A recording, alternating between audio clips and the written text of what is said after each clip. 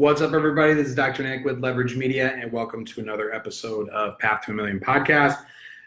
This one is remember, there's a live Q&A that I'm going to do at 5:30 today. So if you have any specific situations, you can hop on there, and we can and I can give you my opinion.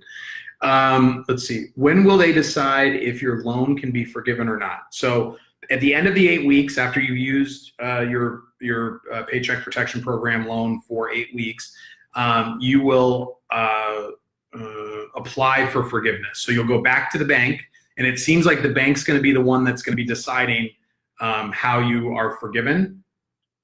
So here's what it says about that.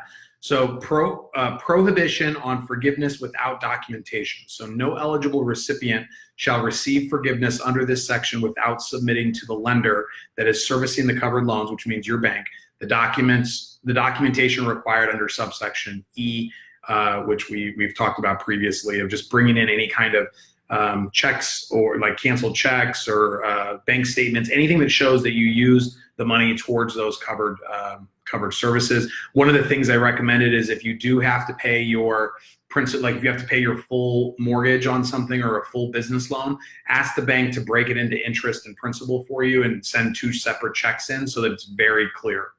But the decision, not later than 60 days after the date on which a lender receives an application for loan forgiveness under this section from an eligible recipient, the lender shall issue a decision on the application.